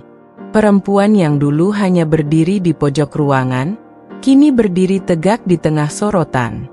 Bukan karena ingin pamer, tapi karena hasil tak bisa disembunyikan selamanya. Keberhasilan tidak butuh diumumkan dengan kata-kata. Ia cukup hadir, dan keberadaannya kini berbicara. Jika kamu ingin, kita bisa lanjut ke bab 10, di mana Yuni mulai merancang langkah-langkah yang lebih strategis, baik dalam bisnis maupun untuk melepaskan diri dari belenggu rumah tangga yang sudah lama tidak memberinya tempat. Selama menikah aku selalu diperlakukan kurang baik oleh mertua, disusun dengan alur stabil, emosional yang kuat, dan konflik yang terus meningkat, menjaga kesegaran cerita tanpa repetisi, dan membuat pembaca semakin tenggelam dalam perjalanan batin dan strategi Yuni. Tiap malam, setelah rumah sunyi dan lampu kamar lain mulai padam, Yuni duduk sendiri di depan meja kecilnya. Di atasnya tergeletak tumpukan kertas, printout pesan singkat bernada merendahkan, foto-foto piring kotor yang pernah dilempar Bu Sulastri hanya karena masakannya terlalu asin, serta catatan kejadian-kejadian kecil yang selama ini disimpannya diam-diam. Setiap detail yang menyakitkan ia tulis, bukan karena ia tidak bisa melupakan, tapi karena kini saatnya ia berhenti menoleransi. Ia tahu, luka yang dipendam terlalu lama bisa jadi racun. Tapi ia juga tahu, jika diolah dengan benar, bisa menjadi senjata. Dan malam-malam itu, Yuni tak lagi menangis di pojok ranjang. Ia mulai menyusun dokumen, merapikan kronologi, dan mengarsip semua kejadian. Tak ada yang tahu. Tidak Taufik, tidak pula keluarganya. Diam-diam, ia mencari kantor hukum melalui rekomendasi dari kenalan komunitas bisnisnya. Ia datang dengan baju sederhana, membawa map coklat berisi semua lembaran keluh yang selama ini hanya hidup dalam pikirannya. Di ruang kecil ber-AC, ia duduk berhadapan dengan seorang pengacara perempuan paruh baya yang menatapnya dengan penuh pengertian. Bu Yuni, yang Anda alami, bisa dikategorikan sebagai kekerasan psikis dan pengabaian hak-hak istri, ujar sang pengacara. Kalau Ibu siap, kita bisa mulai dari somasi internal. Tapi saya sarankan Ibu pikirkan matang-matang. Langkah ini bukan hanya soal perceraian. Ini tentang pembebasan. Yuni tidak langsung menjawab. Ia hanya menatap lurus ke depan, menyimpan kata-kata itu di dalam kepala. Ia tidak mencari pembenaran. Yang ia cari hanyalah titik akhir yang bermartabat. Sementara itu, di rumah, situasi perlahan berubah. Usaha Taufik mengalami guncangan. Klien-klien utama perusahaan mulai berpindah karena proyek yang gagal diselesaikan tepat waktu. Intan mulai gelisah. Kehidupan yang dulu mewah kini mulai mengalami pemangkasan. Salon langganan diganti dengan perawatan sendiri. Toko baju favorit kini hanya bisa dilihat dari layar ponsel. Dan di saat semua itu terjadi, usaha Yuni justru semakin meluas. Ia mulai dikenal sebagai pengusaha rumahan yang tangguh. Undangan untuk mengisi seminar wirausaha datang dari kampus-kampus dan dinas koperasi. Ia bahkan diminta menjadi narasumber dalam sebuah podcast kuliner perempuan mandiri. Intan tahu itu. Dan ia mulai merasa tergeser, meski tak seorang pun mengatakannya secara langsung. Ia mulai bersikap lebih keras pada Yuni. Sindiran-sindiran halus berubah menjadi sentilan kasar. Lihat, baju kamu masih itu-itu aja. Mau kaya tapi tetap aja tampilannya kayak pembantu, ujar Intan suatu siang, ketika Yuni tengah menata box makanan untuk dikirim ke event sekolah. Yuni tak bereaksi. Ia hanya melirik sebentar, lalu kembali melanjutkan pekerjaannya. Diamnya bukan karena takut, tapi karena ia sudah berada pada level di mana serangan verbal seperti itu tak lagi menyentuh harga dirinya. Namun Intan tak berhenti di situ. Ia mulai menyebarkan desas-desus ke beberapa keluarga bahwa Yuni mendapatkan uang dari jalan belakang, menyiratkan bahwa ada sponsor pria yang membiayai bisnisnya. Fitnah itu sampai ke telinga Yuni dari salah satu saudara jauh yang masih menghormatinya. Yuni hanya tersenyum saat mendengarnya.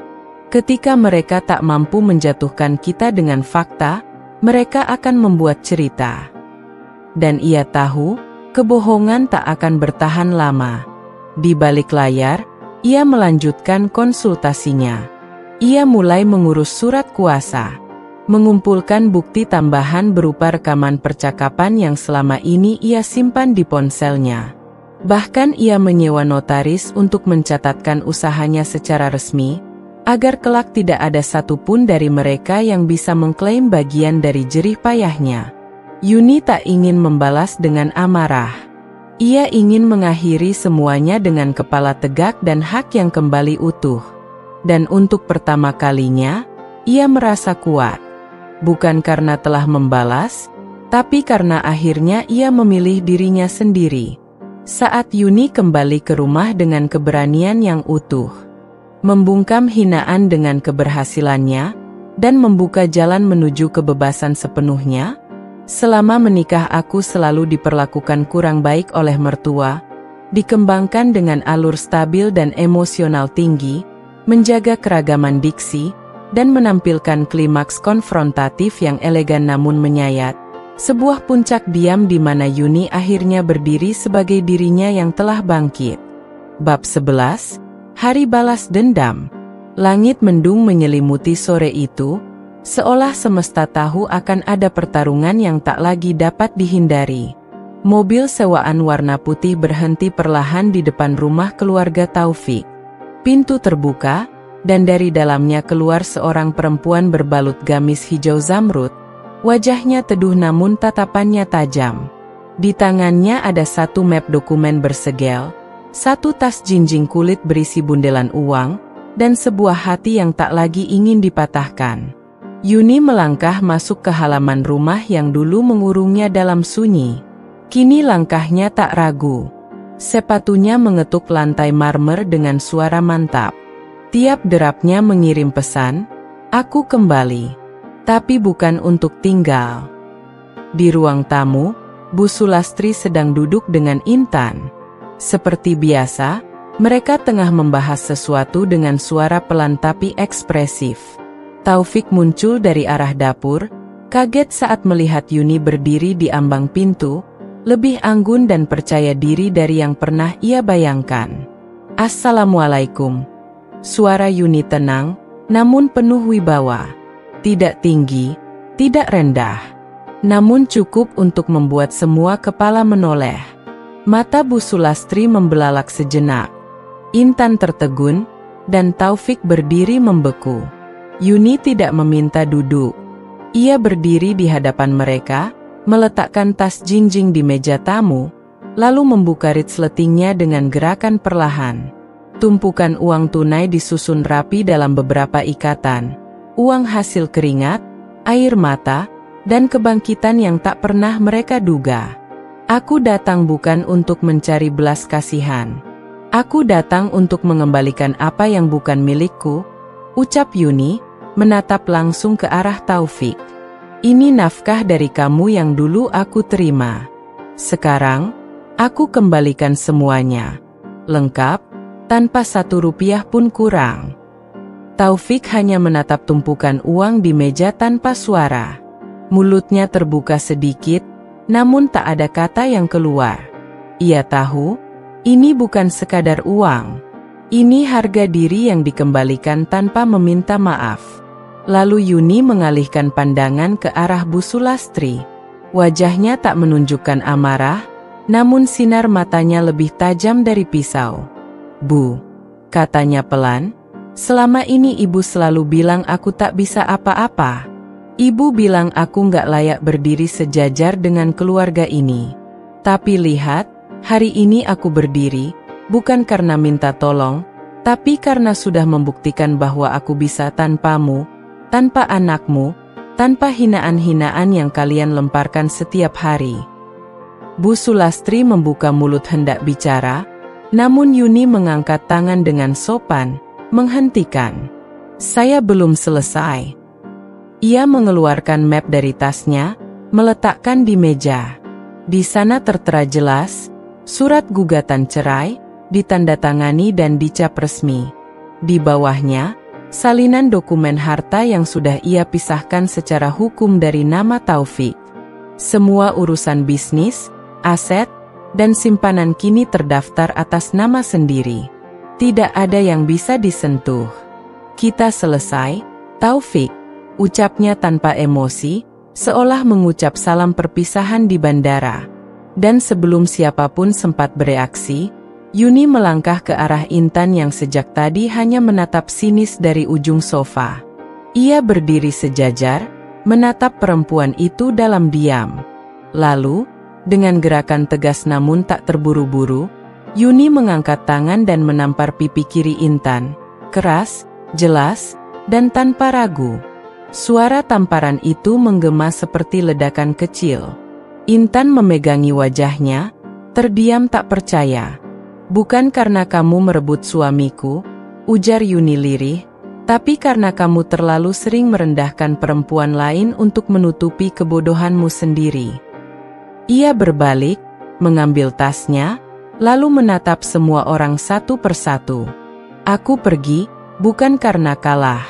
Tapi karena aku tahu, tempatku bukan di antara orang-orang yang tidak tahu cara menghargai perempuan yang berjuang." Yuni melangkah keluar. Tak ada satupun yang berani mengikutinya. Bahkan suara langkahnya tak terganggu oleh suara lain. Ia keluar dari rumah itu, kali ini bukan dengan luka, tapi dengan kemenangan. Angin sore menyambutnya di luar gerbang. Ia berjalan menuju mobil yang sudah menunggunya, membuka pintu, dan duduk dengan tenang. Saat sopir bertanya, "Kemana, Bu?" Yuni menjawab dengan senyum, "Ke masa depan saya." Mobil melaju, meninggalkan rumah yang dulu memenjarakannya. Dan di belakang sana, untuk pertama kalinya, Taufik, Intan, dan Bu Sulastri duduk dalam keheningan, bisu, dan perlahan mulai menyadari bahwa mereka telah kehilangan sesuatu yang tak akan pernah bisa mereka miliki lagi. Bisa dilanjutkan dengan keruntuhan perlahan di pihak Taufik, karir yang hancur, pengkhianatan dari Intan, dan kehancuran ekonomi yang tak bisa mereka tutupi lagi. Sementara Yuni terus tumbuh, tak hanya secara bisnis, tapi juga secara pribadi. "Selama menikah aku selalu diperlakukan kurang baik oleh mertua," ditulis dengan alur stabil dan emosional yang menyayat namun elegan, menggambarkan kehancuran perlahan di pihak yang dulu menyakiti Yuni, sementara ia sendiri tetap berdiri teguh, tanpa rasa dendam, hanya kelegaan dan harga diri yang utuh. Beberapa bulan telah berlalu sejak Yuni meninggalkan rumah itu. Kehidupannya kini tak lagi dibayangi ketakutan atau kesepian. Ia sibuk dengan usahanya yang terus berkembang. Kantor kecilnya sudah berdiri, tim produksinya berjumlah 7 orang, dan jadwalnya dipenuhi oleh undangan pelatihan usaha dari berbagai instansi. Di luar sana, dunia masih berjalan dengan ritmenya. Namun bagi Taufik dan keluarganya, roda kehidupan justru berputar terbalik. Awalnya hanya isu kecil, penggabungan divisi yang menyebabkan pengurangan posisi. Lalu datang surat resmi dari kantor pusat. Taufik di PHK, bukan karena kinerjanya buruk, tapi karena jabatan yang ia emban dianggap tidak lagi dibutuhkan dalam restrukturisasi. Ia pulang dengan wajah kosong.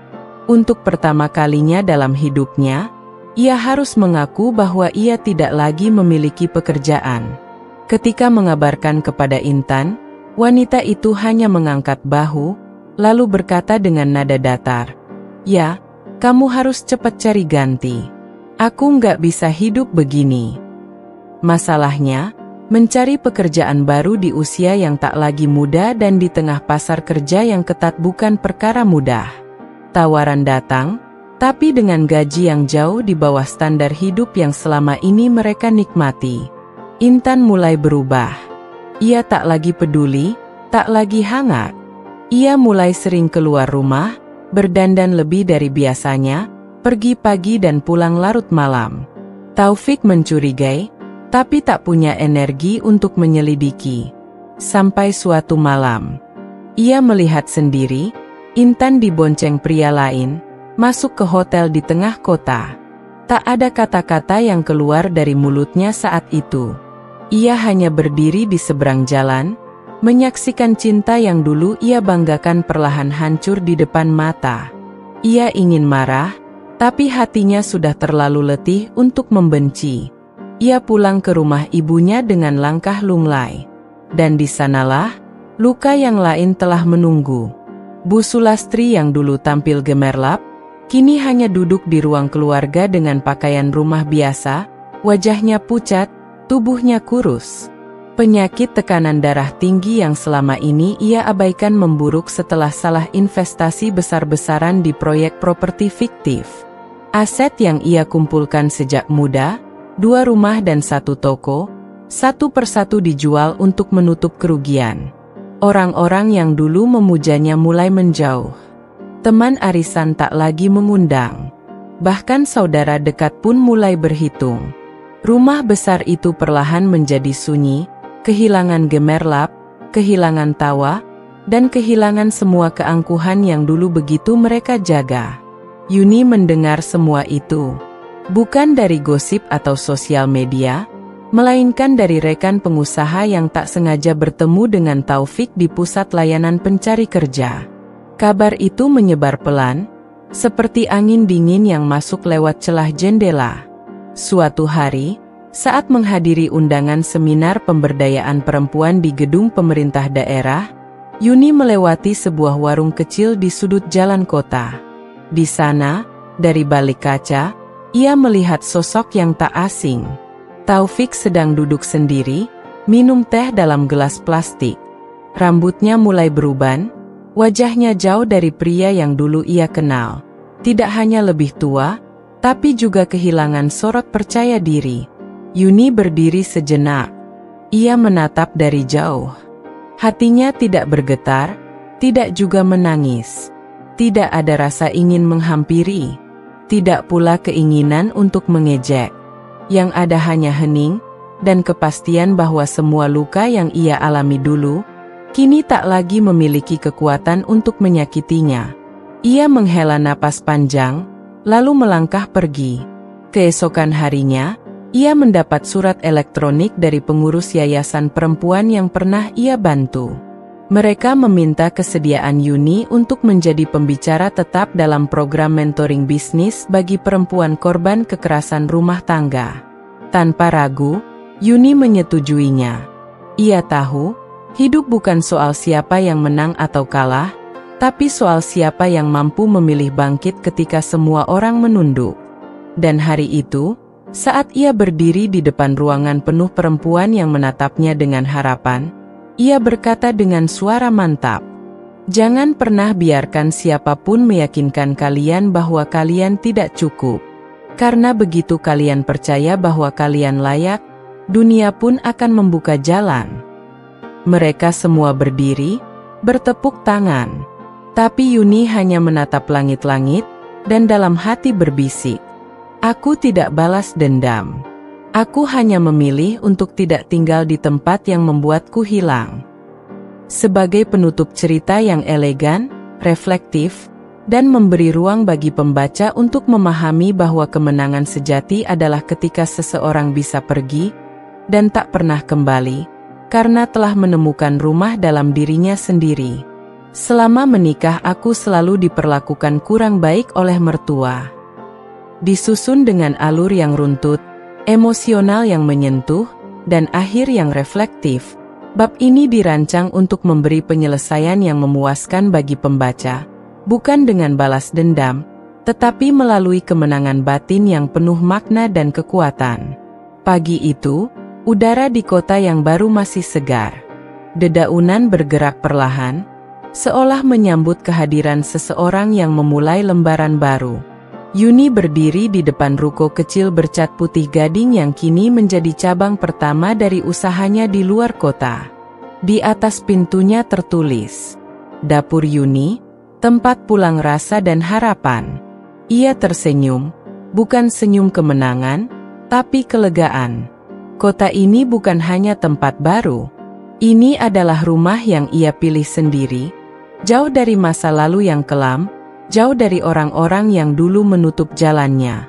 Ia menyewa tempat tinggal sederhana tidak jauh dari pusat komunitas wirausaha, dan setiap pagi ia berjalan kaki menuju tokonya, menyapa tetangga, berkenalan dengan para pemilik usaha lain, dan perlahan-lahan menjadi bagian dari kehidupan yang tidak menilainya berdasarkan status, tapi berdasarkan kerja kerasnya. Cabang bisnisnya kini sudah terstruktur. Ia punya tim admin, bagian keuangan, dan 2 koki tetap yang ia latih sendiri. Setiap minggu, Ia menyempatkan waktu untuk membuat inovasi menu baru, bukan hanya karena kebutuhan bisnis, tapi karena ia menikmati proses mencipta sesuatu dari nol. Namun bukan hanya urusan dagang yang menjadi fokusnya kini. Di sela-sela waktu luang, Yuni mulai membangun apa yang dulu hanya ada dalam pikirannya. Sebuah komunitas untuk perempuan yang terluka. Ia memberi nama komunitas itu, Suara Kita. Tempat ini bukan sekadar ruang pertemuan, melainkan ruang pemulihan. Setiap Sabtu sore, perempuan dari berbagai latar belakang datang. Ada yang baru saja bercerai, ada yang pernah mengalami kekerasan verbal, bahkan ada yang hanya ingin berbagi cerita tanpa dihakimi. Di sana, tidak ada gelar, tidak ada pangkat. Hanya sesama perempuan yang belajar mengobati luka dan menanam harapan. Yuni tak selalu memberi motivasi besar. Ia hanya menceritakan kisahnya dengan jujur. Tentang bagaimana ia bertahan saat tak dianggap, bagaimana ia membangun usaha dari dapur sempit, dan bagaimana ia belajar melepaskan tanpa dendam. Ketika aku memilih untuk pergi, ujarnya suatu sore di pertemuan komunitas, aku tidak membawa marah. Aku membawa diri yang utuh. Karena aku sadar, tempat yang tidak melihat nilai kita, bukan tempat untuk menetap. Perempuan-perempuan di hadapannya menangis. Bukan karena sedih, tapi karena merasa dikenali. Kata-kata Yuni bukan nasihat dari atas panggung, tapi pelukan yang menyentuh batin. Yuni menulis semua itu dalam sebuah catatan harian digital, yang kemudian ia unggah ke blog pribadinya. Tulisan-tulisannya dibaca ribuan orang, dibagikan ulang di media sosial, dan tak sedikit yang mengirim pesan bahwa mereka merasa hidupnya berubah setelah membacanya. Suatu sore yang tenang, Yuni duduk di balkon rumah kecilnya yang baru. Di tangan kirinya, secangkir teh hangat. Di tangannya yang lain, buku jurnal berisi tulisan tangan. Ia membuka halaman terakhir, lalu menulis, "Aku pernah hidup dalam diam, disakiti tanpa suara. Tapi kini aku hidup bukan untuk membalas. Aku tidak butuh mereka jatuh agar aku bisa naik. Keberhasilan terbaik bukan tentang siapa yang kalah, tapi siapa yang bisa tetap berdiri, bahkan setelah dihancurkan. Dan hari ini, aku berdiri, bukan di atas puing, tapi di atas langkahku sendiri." Ia menutup jurnal itu dengan senyuman yang perlahan tumbuh. Tak ada suara sorak, tak ada sorotan kamera, tak ada pesta. Tapi di dalam dirinya, ada perayaan yang tak bisa dipadamkan siapapun. Ia berhasil, tanpa membalas, tanpa membenci, hanya dengan mencintai dirinya sendiri, lebih dari siapapun. Dengan senang hati, Rafli. Di bawah ini adalah bagian penutup resmi dari novel. Selama menikah aku selalu diperlakukan kurang baik oleh mertua. Penutup ini mengikat keseluruhan cerita, memberikan sentuhan emosional terakhir, nasihat mendalam, serta salam perpisahan dari Yuni kepada para pembaca. Didesain agar menyentuh hati dan menginspirasi siapapun yang pernah merasa kehilangan arah. Epilog, saat semua telah selesai. Waktu berlalu. Kota yang dulu asing kini menjadi sahabat. Wajah-wajah baru di sekeliling Yuni tak lagi memandangnya dengan iba, tapi dengan hormat. Ia bukan sekadar perempuan yang bertahan dari luka, ia adalah perempuan yang tumbuh melampaui rasa sakit. Dalam kehidupan barunya, Yuni tidak mencari nama, tidak pula memburu pengakuan. Ia hanya ingin hidup tenang, jujur pada dirinya sendiri, dan berguna bagi orang lain. Ia sudah selesai dengan masa lalu. Ia sudah selesai dengan pembuktian. Kini, setiap langkahnya bukan lagi langkah dari seorang istri yang dicampakkan, atau menantu yang tak dianggap, tapi langkah seorang perempuan mandiri, yang tahu nilai dirinya, dan tidak menawar harga itu lagi. Dan pada suatu malam yang damai, ketika langit penuh bintang dan angin membawa bau wangi dari dapur tetangga, Yuni menuliskan pesan terakhir di blog yang telah membantunya berbicara ketika dunia mendiamkannya. Pesan Yuni untukmu yang membaca kisah ini. Jika kamu sedang menjalani kehidupan yang membuatmu merasa kecil, lemah, atau tidak dihargai, jangan buru-buru menyalahkan diri sendiri. Mungkin kamu hanya sedang berada di tempat yang tidak tepat untuk bertumbuh. Tidak semua tanah cocok untuk benih yang baik. Jangan takut untuk meninggalkan tempat yang membuatmu layu. Tak ada dosa dalam memperjuangkan kebahagiaanmu sendiri. Dan jika suatu hari kamu bangkit, bukan untuk membalas, tapi untuk menjalani hidup yang kamu impikan, ketahuilah, itulah kemenangan terbaik yang tak bisa dihancurkan siapapun. Yuni menekan tombol, terbitkan, lalu menutup laptopnya. Ia berdiri, mengambil selendang, dan keluar ke teras. Bintang-bintang menyambutnya. Angin malam membelai wajahnya lembut. Tak ada suara dari masa lalu yang bisa mengganggunya lagi. Ia menatap langit, lalu tersenyum. Dan untuk pertama kalinya, senyuman itu bukan lagi untuk bertahan. Tapi karena ia tahu, ia telah menang. Salam penutup dari penulis. Terima kasih, pembaca tercinta, telah mengikuti kisah Yuni dari awal hingga akhir. Kisah ini mungkin fiksi, tapi luka, perjuangan, dan keteguhan seperti Yuni adalah nyata. Mereka hidup di sekeliling kita, dalam diri ibu kita, saudari kita, sahabat kita, dan mungkin dalam dirimu sendiri. Jangan pernah meremehkan kekuatan seorang perempuan yang diam. Dalam senyapnya, ia bisa bangkit.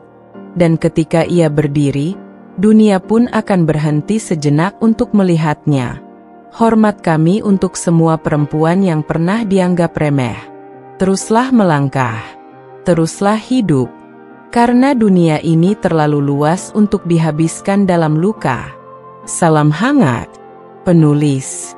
Kalau kamu ingin versi e-booknya, cover digital, atau bahkan materi promosi seperti sinopsis dan kutipan favorit, aku siap bantu lanjut. Tapi untuk sekarang, selamat Rafli, kamu baru saja menyelesaikan kisah luar biasa yang pasti akan menginspirasi banyak orang. Dengan senang hati, Rafli. Berikut adalah pengembangan ulang bab 13 dari novel, Selama Menikah Aku Selalu Diperlakukan Kurang Baik Oleh Mertua. Dengan narasi yang lebih panjang, emosional, runtut, dan reflektif. Bab ini menjadi puncak penegasan karakter Yuni sebagai perempuan mandiri dan penyintas yang memilih untuk tidak tinggal dalam dendam, tetapi berkembang dalam martabat. Langit pagi kota baru itu tidak sama seperti tempat yang dulu ia tinggalkan.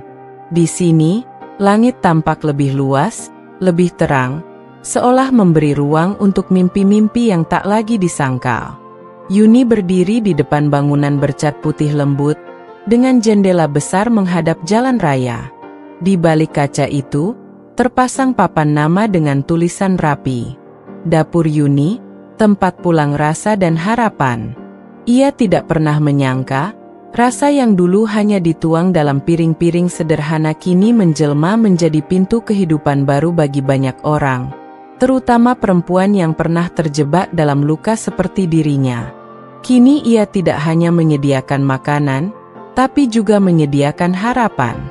Setelah melewati bertahun-tahun dalam diam, dalam perlakuan yang tak adil, dalam pengkhianatan dan pengabaian, Yuni akhirnya tiba di tempat yang ia bangun sendiri. Tidak ada yang menuntunnya kemari.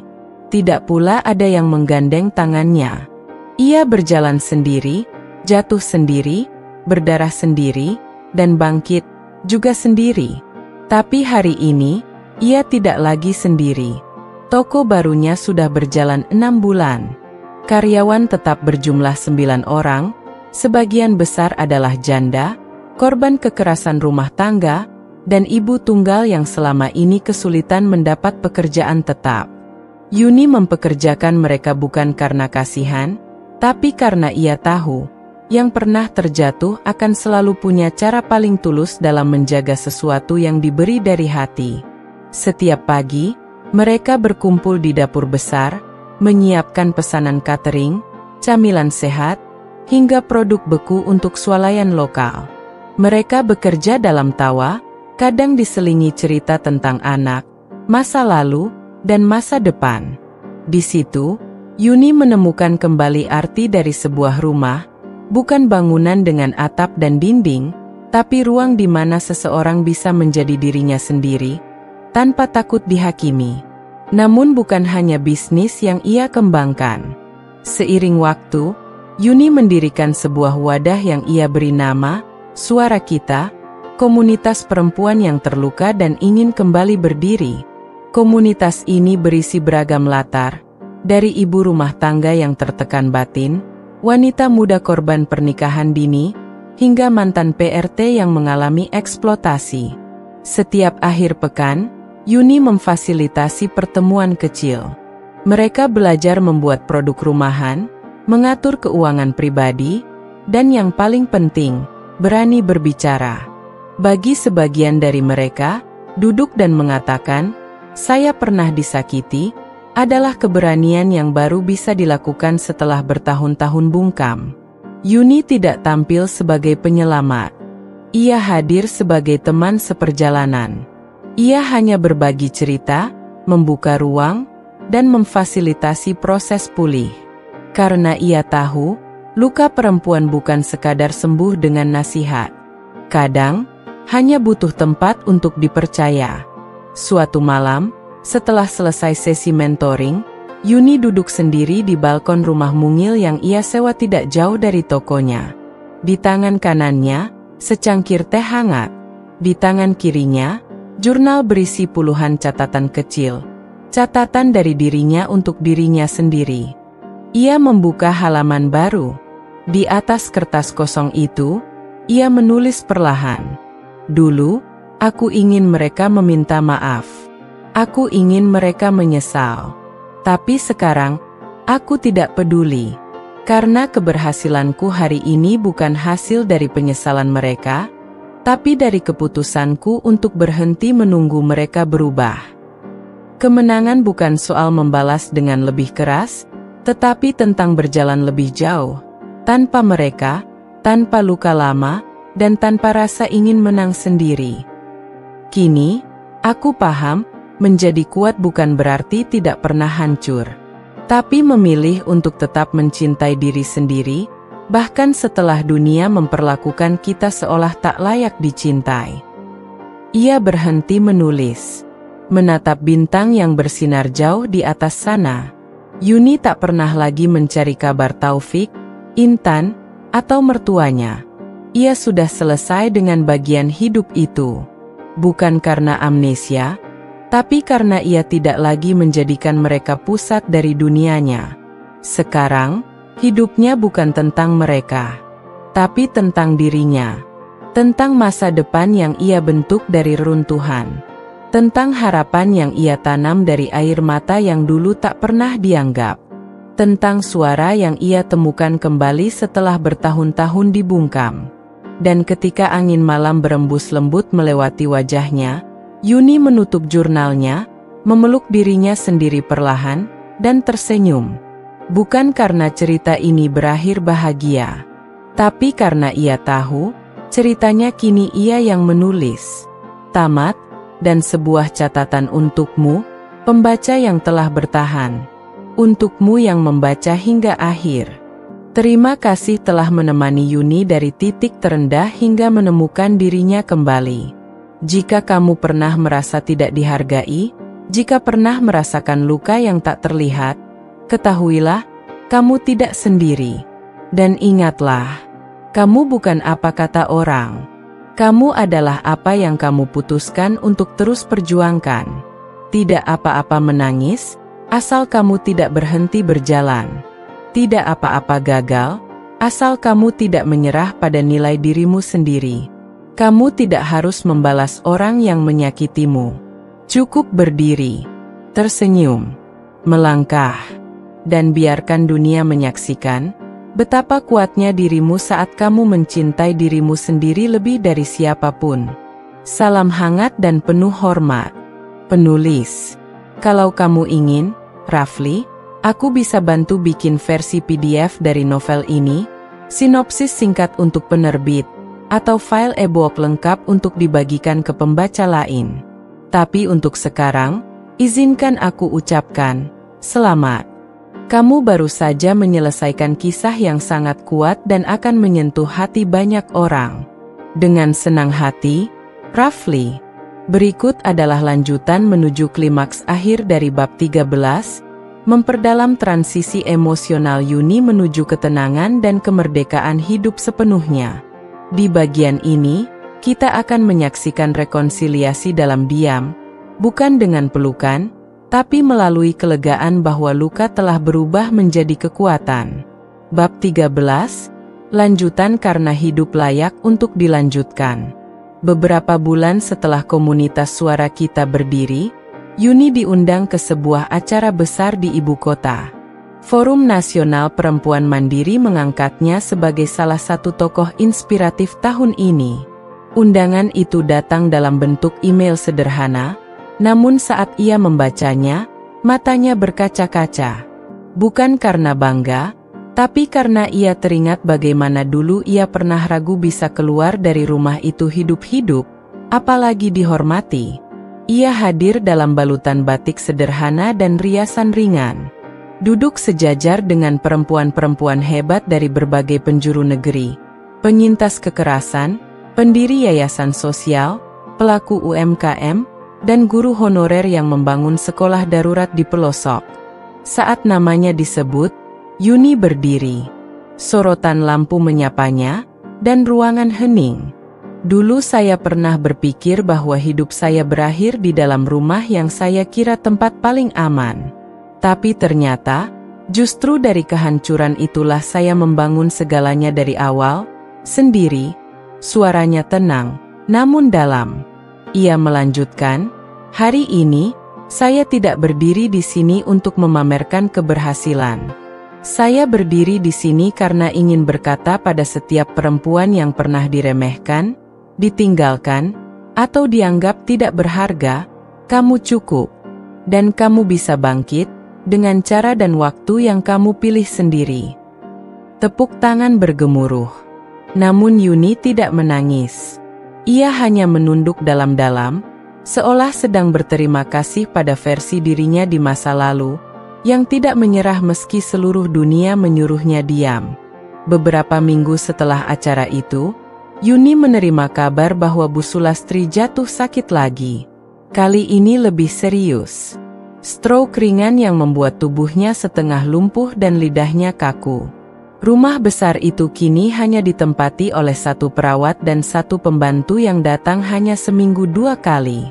Taufik tinggal di kota lain, bekerja sebagai staf administrasi di perusahaan kecil. Ia jarang pulang. Hubungannya dengan Intan benar-benar kandas. Bahkan Intan dikabarkan menikah lagi dengan pria yang membawanya pergi dulu. Yuni tahu semua ini bukan dari berita atau orang lain, tapi dari surat yang dikirim langsung oleh perawat yang merawat Bu Sulastri. Di dalamnya tertulis, Bu Yuni, beliau sering menyebut nama ibu. Bukan meminta maaf, hanya menyebut. Kadang sambil menangis. Kadang hanya menyebut, Yuni, berulang-ulang. Yuni membaca surat itu sambil duduk di kafe kecil dekat tokonya. Ia menatap keluar jendela, melihat orang-orang lalu lalang dengan berbagai beban yang tidak ia tahu. Ia menarik napas panjang. Dia tidak membalas surat itu. Dia tidak mengunjungi rumah itu. Bukan karena dendam, tapi karena ia sudah sembuh. Ia tahu bahwa luka yang telah ia rawat dengan doa dan kerja keras tidak layak kembali dipaparkan pada tempat yang membuatnya terluka dulu. Kadang, memaafkan bukan tentang kembali, tapi tentang memilih untuk tidak menyakiti diri sendiri lagi. Malam itu, Yuni duduk di tepi tempat tidurnya. Lampu redup, langit cerah, dan bintang tampak bersinar tenang. Ia membuka buku hariannya dan menulis, "Dulu, aku ingin diingat sebagai istri yang setia. Tapi kini aku ingin diingat sebagai perempuan yang tidak pernah berhenti percaya, bahwa hidup layak untuk diperjuangkan, meski mulai dari titik paling gelap. Aku tidak hidup untuk menunjukkan siapa yang salah. Aku hidup untuk membuktikan bahwa aku berhak atas bahagia yang tidak perlu disetujui siapapun. Dan jika suatu hari aku dilupakan oleh mereka yang pernah menyakiti, aku tidak keberatan. Karena aku tahu, aku telah menjadi seseorang yang jauh lebih dari apa yang dulu mereka sangka. Lalu ia menutup buku itu, mematikan lampu, dan tidur dalam damai. Tak ada lagi suara di kepalanya. Tak ada bayang-bayang yang menakutkan. Yang tersisa hanyalah ketenangan, karena ia kini hidup dalam ruang yang ia pilih, dengan cinta yang ia beri untuk dirinya sendiri. Jika kamu mau, Rafli, setelah ini aku akan bantu buatkan epilog terakhir sebagai pengikat emosional pembaca, sekaligus nasihat bijak dan peneguhan nilai moral dari keseluruhan cerita. Mau aku lanjutkan ke epilog dan kata penutup final? Dengan bangga, Rafli. Berikut adalah epilog dan penutup resmi dari novel, Selama menikah aku selalu diperlakukan kurang baik oleh mertua. Bagian ini akan menjadi simpul dari seluruh perjalanan Yuni. Sebuah refleksi mendalam, nasihat hidup, dan salam hangat dari hati untuk hati. Ini bukan sekadar penutup cerita, tapi juga pesan abadi bagi siapapun yang membaca dan pernah merasa tidak dilihat. Epilog, ketika kita tak lagi butuh dibenarkan. Pagi itu, di sudut taman kota yang sunyi, Yuni duduk di bangku kayu yang menghadap danau kecil. Di pangkuannya, ada buku tulis bersampul coklat tua, jurnal yang menemaninya melewati semua musim. Musim sakit hati, musim bertahan, musim bangkit, dan kini musim damai. Di halaman terakhir, ia menulis pelan, dengan tangan yang tidak lagi gemetar seperti dulu. Aku telah melihat diriku dihancurkan, tapi aku juga melihat diriku dibangun ulang. Lebih kuat, lebih tenang, lebih tahu apa yang pantas aku terima. Dan kini, aku tak butuh mereka mengakui kesalahan. Aku juga tak menunggu mereka datang memohon maaf. Karena keberhasilan sejati bukan saat orang yang menyakitimu berlutut, tapi saat kamu bisa tersenyum dan berjalan menjauh tanpa beban di dada. Kepada siapapun yang sedang membaca ini dan sedang merasa hancur, aku ingin berkata, jangan buru-buru menyerah. Hidup ini bukan tentang siapa yang paling dulu mencapai garis akhir, tapi siapa yang mampu bertahan saat semua orang berkata kamu tak bisa. Dan siapa yang memilih mencintai dirinya sendiri saat tak seorang pun memberi cinta. Ia menutup jurnal itu dengan tenang, lalu berdiri, menatap danau, lalu langit. Ia tidak mencari tanda, tidak pula menanti balasan doa, karena ia tahu, dirinya yang hari ini adalah jawaban dari semua doa yang dulu ia bisikkan sambil menangis. Pesan terakhir dari Yuni. Perempuan tidak dilahirkan untuk disakiti, dibungkam, atau dikurung dalam definisi orang lain. Kita punya suara, kita punya pilihan, dan kita punya harga diri. Jangan pernah percaya bahwa kamu hanya berharga saat dicintai orang lain. Karena kamu sudah berharga, cukup dengan memilih untuk tetap hidup dan tetap melangkah. Aku bukan perempuan sempurna, tapi aku perempuan yang tidak menyerah. Dan bagiku, itu sudah lebih dari cukup. Salam penutup dari penulis. Hai kamu, yang telah menyelesaikan perjalanan ini bersamaku dan Yuni. Terima kasih. Bukan hanya karena kamu membaca sampai akhir, tapi karena kamu bersedia ikut merasa. Bersedia menyelami luka, marah dalam diam, dan meneguk kelegaan saat Yuni akhirnya berdiri. Novel ini memang tentang Yuni, tapi ia bisa saja tentang ibumu, tentang sahabatmu, tentang dirimu sendiri. Jika kamu pernah mengalami apa yang Yuni alami, aku harap cerita ini menjadi pelukan diam dari jauh. Jika kamu belum pernah mengalami, Aku harap ini menjadi jendela empati untuk mencintai orang-orang di sekitarmu lebih baik. Jangan pernah anggap perjuangan seorang perempuan sebagai hal sepele. Karena di balik wajah yang tersenyum, bisa jadi sedang ada badai yang sedang ia tahan sendiri. Untuk setiap perempuan yang pernah diperlakukan tidak adil, aku menulis ini untukmu. Dan untuk laki-laki yang ingin menjadi tempat aman, aku menulis ini agar kamu tahu bagaimana luka bisa tumbuh jika tak dihargai sejak awal. Dengan segenap hati dan hormat, penulis. Salam hangat dari ruang sunyi, tempat cerita ini ditulis dan hidup kembali. Jika kamu ingin versi cetak, e-book PDF, cover digital, atau bahkan mengirim cerita ini ke penerbit sebagai naskah profesional, aku siap bantu semuanya, Rafli. Tapi untuk sekarang, terima kasih karena sudah percaya padaku menulis bersama.